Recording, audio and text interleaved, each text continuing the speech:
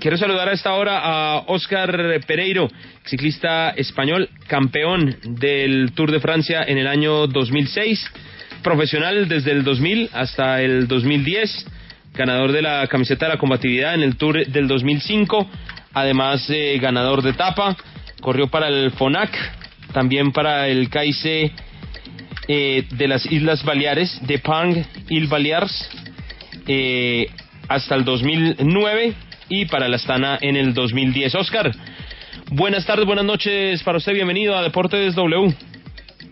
Buenas noches, buenas tardes para todos ustedes. Óscar, pues lo primero, por supuesto, preguntarle por el Tour de este año, el recorrido, ¿cuál es su opinión sobre el recorrido que se tiene este año? 2 etapas contrarreloj individual, algunos de los finales en montaña han pasado a ser finales en descenso, agregando unos kilómetros más a la etapa y dejando el final en descenso. ¿Cómo le ha parecido a usted el recorrido de este Tour 2017? Bueno, pues la verdad que un recorrido, como bien dices, un poco atípico, ¿no? Con tan solo 2 contrarreloj, que la suma de 2 kilómetros pues no es una distancia muy grande, ni siquiera podríamos compararla con una contrarreloj larga que podría haber en cualquier otra edición del Tour de Francia, con solo 3 finales en alto, claramente duros, y con otras etapas de alta montaña con finales bajando. Yo lo que veo es que cuando reduces la crono estás de alguna manera dando un poquito una señal de que quieres que los escaladores puedan estar disputando la carrera, y el que haya solo 3 etapas en final en alto y con otras etapas de alta montaña con final bajando el fuerte, pues que lo que pretendes es meter a más gente por la lucha por la carrera. Eso es lo que yo creo. Óscar, obviamente uno de los hechos más polémicos de este Tour ha sido la expulsión del polaco del eslovaco Peter Sagan luego de la acción ayer con Mark Cavendish. ¿Usted cómo vio esta expulsión? ¿Cree que fue justa o que se excedió la organización al haberlo expulsado de la carrera?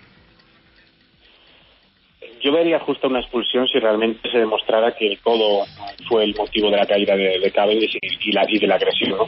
Al principio, en un primer momento, la verdad que parecía muy claro de que así era, pero a cada medida que voy viendo los vídeos y que voy viendo más imágenes de lo que sucedió, si hay alguna, que la hay, alguna maniobra peligrosa por parte de Sagan, es que cambia su trayectoria y cierra la pequeña puerta que hay en la derecha por donde va a pasar Cavendish, ¿no? Pero ya te digo, toda esta información, o por lo menos en mi opinión, de que si el codazo es anterior a la caída, pues después de revisar y verlo 1000 veces, creo que cuando abre el codo es cuando ya Cavendish está en el suelo. O sea, considero que no es el motivo de la caída de Cavendish, pero sí creo que le cierra la puerta.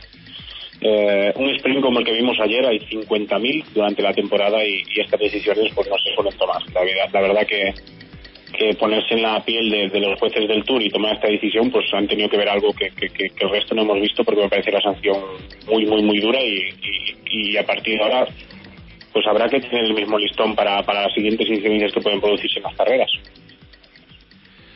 Sin ninguna duda, y sobre todo cuando grandes sprinters como André Greipel se ha posicionado, por así decirlo, a favor de Peter Sagan. Óscar, a mí me gustaría preguntarte, porque bueno, tú corriste en el CAIC de Par, también en Fonac, que eran 2 grandes equipos, sobre todo el CAIC de Par, que era un equipo que prácticamente dominaba el pelotón, sí, siempre que estaba el US Postal, pero bueno, a mí me gustaría preguntarte si te gusta que haya estos equipos tan sumamente superiores como lo es ahora mismo el Sky, que puede controlar tanto una carrera, o sin embargo crees que puede perjudicar al ciclismo.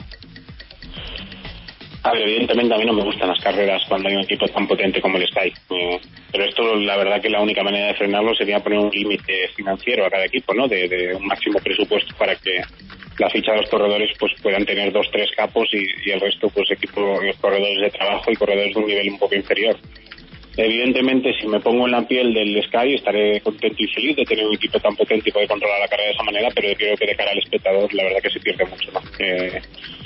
Estamos viendo una carrera hiper mega controlada de lo que llevamos de Tour, que prácticamente solo hemos visto hoy aparecernos por delante, pero me imagino y me da que vamos a ver un poquito la calcomanía de otros años, ¿no? Un ciclismo demasiado matemático y muy poco, que dejas muy poquito al aire, ¿no? A la improvisación, y menos mal que hoy pues un corredor como Aru que ha salido de ese guión y nos ha brindado una etapa espectacular. A mí no me gusta para nada que ese sea como espectador, pero si fuera miembro del Sky probablemente estaría feliz de tener un equipo tan potente.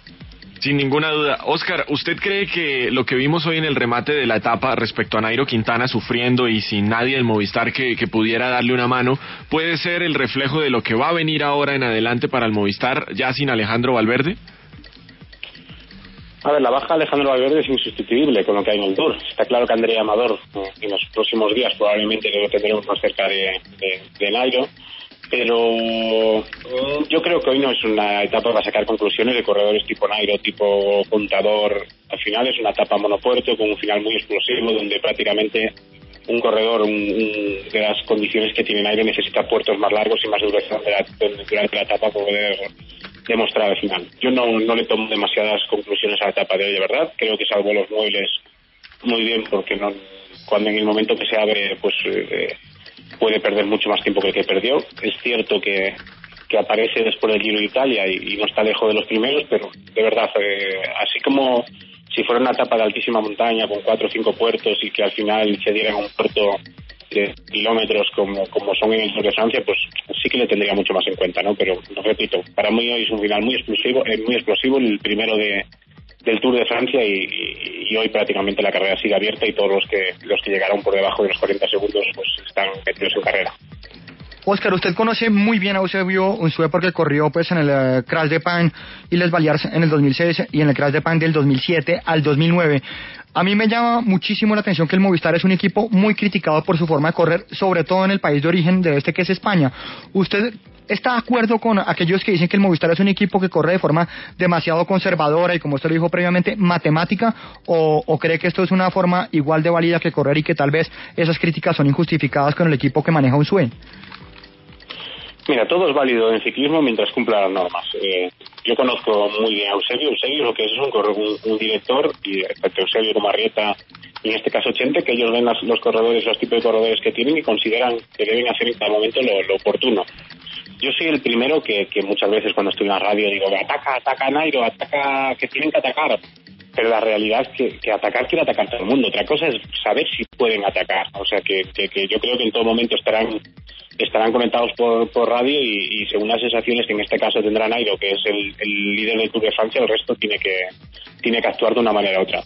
Conservadora, tampoco te diría conservadora. Lo que sí que es un equipo que calcula todo bien, mide todo muy bien, cuando tiene que meter gente por delante para hacer una táctica diferente lo hace y al final pues no tiene al Sky, por ejemplo, en cuanto a corredores, no tiene a Kwiatkowski, no tiene a Thomas, no tiene a Landa, es que si te pones en el caso del Sky, lo difícil es decirle a ver quién tiene que trabajar primero, ¿no? Porque son todos prácticamente líderes. Y Movistar yo considero que está haciendo una gestión muy buena, que dentro de la calidad que tiene su plantilla, pues intenta sacarle el máximo provecho a los corredores pensando que siempre hay un mañana. Óscar, me gustaría preguntarte por Alberto Contador. Quizá hoy se le ha visto que sin duda el ataque de Aru no ha podido responder. De hecho, no ha podido responder ninguno. Pero tampoco cuando ataca a Porte, tampoco se le ha visto con las piernas. De hecho, se ha descolgado un poco, aunque luego a ritmo sí ha llegado hacia el grupo, aunque finalmente ha perdido algunos minutos. ¿Crees que Alberto Contador, por así decirlo, ya está en un momento en el que quizá pelear por el podium del Tour de una gran vuelta si le queda algo lejos? Decir es un corredor como Alberto es arriesgarse mucho porque ya lo hemos visto que es un corredor impredecible, que cada día, el año pasado Nairo Quintana para mí ganó la Vuelta Ciclista España gracias a un ataque suicida de Alberto el día de San Iñigo. Es verdad que le falta esa explosividad que tenía otros años, los ataques que suele hacer en las carreras no hacen tanto daño como cuando tenía 20 y tantos años. No olvidemos que lleva pues prácticamente 10 años consecutivos disputando grandes vueltas y quizá le falte ese punto de explosividad, de juventud, de improvisación en carrera, pero por otro lado creo que tiene mucha más veteranía. Hoy para mí lo mismo que decía con Nairo, es una etapa demasiado explosiva y Alberto es un corredor que necesita mucho más metros acumulados en las piernas para poder rendir a gran nivel. Creo que hasta el fin de semana no podremos saber si realmente Alberto va a tener posibilidades de disputar este Tour de Francia o no. Y me quedo con las conversaciones que tuve con él pues hace prácticamente 4 o 5 días donde me decía que tenía muy buenas sensaciones y que tenía en la cabeza ganar el Tour de Francia, que si pensaba otra cosa no ni siquiera se plantearía ir a la carrera francesa. Óscar, me gusta leer una frase que usted dijo, palabras más, palabras menos, hace algunos años. un futbolista con la hormona del crecimiento es idolatrado, el ciclista dopado. ¿Usted cree que la prensa, la opinión pública en general ha sido demasiado dura con ustedes, con los ciclistas, y demasiado blanda con otros deportistas? No, lo que considero es que no fuimos tratados por igual, que a veces pues en el ciclismo una sustancia donde en otros deportes simplemente lo hacían para recuperar, para mejorar la condición de un deportista que está lesionado o que necesita una recuperación mucho más rápida, o simplemente pues que con una infiltración pues pueda competir el fin de semana. En el ciclismo todo eso era considerado dopaje. No sé si al final nosotros hemos recibido por parte de la prensa pues la crítica que de alguna manera íbamos creando, ¿no? Porque si no hubiera casos de dopaje no se hablaría del ciclismo. Lo que sí que creo es que no se nos ha valorado ni se nos ha medido con la misma vara de medir que el resto de los deportes, porque sinceramente muchos años después de esa frase sigo diciendo que el ciclismo no es más ni que otros deportes. Somos deportistas o son deportistas de alto nivel y buscan la mejora al límite de la legalidad, ¿no? Al final es tu cuerpo, es el motor que empuja la bicicleta, el que mueve las piernas y que entrenar es muy duro y que hay que intentar ponerse al 100% dentro de la legalidad con todo lo que podamos. Y a mí lo que me ha fastidiado era eso, ¿no? Que otros deportes pudieran utilizar ciertos productos para recuperarse de lesiones o para poder competir y en nuestro caso pues era considerado doping. Óscar, al igual que Andy Schleck en el 2010, le terminan dando el Tour de Francia después de que se terminara la carrera, obviamente por el dopaje que tuvo el estadounidense Floyd Landis. ¿Cómo es ganar un Tour de esa forma, sin lo rimbombante de los Campos Elíseos, de la celebración, de la copa de champaña en la última etapa? ¿Cómo es ganar un Tour así? ¿Qué se siente? Bueno, lo disfrutas en su momento, por lo menos en mi caso, porque para mí acabar segundo en el Tour era todo un éxito, ¿no? Yo creo que no tenía condiciones reales como para estar disputando un Tour de tú a tú con los grandes corredores y que bueno, por mi manera de correr conseguí hacer algo tan bonito como vestirme de líder y después yo simplemente, cuando pierdo el maillot amarillo en la contrarreloj, evidentemente es un palo grande porque sueñas con poder vestir el maillot amarillo en los Campos Elíseos, pero se me pasó bastante rápido lo que es la tristeza, ¿no? Porque vuelvo a repetir que hacer segundo en un Tour de Francia era muchísimo más de lo que podía soñar de pequeñito, y sí que es verdad que en el momento que te enteras del positivo del que gana la carrera, pues te queda un poco de tristeza y empiezas a hablar con compañeros del día que nos habíamos perdido y durante unos días le das un poco vueltas a la cabeza de qué pena no haber podido vivir aquel momento tan especial, pero con el paso de los años te das cuenta de que remover todo eso es simplemente darle vueltas porque no tiene solución. O sea, no voy a cambiar el pasado por mucho que yo quiera y me voy a quedar con las cosas buenas, ¿no? Que con el paso del tiempo, pues al final a uno le van recordando por lo que ha hecho encima de la bicicleta y más que por haber ganado, haber hecho segundo en el Tour de Francia, pues me quedo con las palabras de mucha gente de la valentía con la que pude competir en el Tour para conseguir al final. Nos encontramos en este momento en comunicación con Óscar Pereiro, campeón del Tour de Francia del año 2006. Óscar, me gustaría preguntarle sobre otro tema y es la participación española en el Tour de Francia, porque después de muchísimos años hay una delegación muy reducida de compatriotas suyos en esta edición del Tour. ¿Cómo ve usted el ciclismo español de aquí al futuro? Es cierto que aparecen nombres como Marc Soler o Rubén Fernández, incluso Mikel Landa, que no ha contado con mucha suerte en los últimos años, pero ¿qué le pasa al ciclismo español y cómo lo ve de aquí a los próximos años? Pues es verdad que estamos viendo que hay corredores que están saliendo y que parece que prometen bastante y que en el futuro los veremos estar compitiendo en las grandes carreras, pero claro que es preocupante ver que hay tan solo 13 corredores, ahora se quedan 11 con la caída de Young y de Valverde. Pero me parece más preocupante que la edad media de los españoles este año en el Tour de Francia era de 33 años antes de empezar la carrera. Está claro que algo no se está haciendo bien, que hay muy pocos equipos en España de máximo nivel para dar oportunidades a la gente que sale de la cantera, y a la vez creo que hay muy poco apoyo a las escuelas y a los equipos que forman los corredores para que en el futuro tengan pues, a nuevos Contador, a nuevos Valverde, a nuevos Puritos. La verdad que hay alguna chispa de buenos corredores que se ve que tienen buenas maneras, pero la cantidad que hay pues no es la adecuada para un país con una tradición como España en cuanto al ciclismo. Pues Óscar, muchas gracias por su tiempo con estos micrófonos de la W Radio de Colombia Que tenga usted una buena noche. Muchas gracias, un abrazo a todos, chao.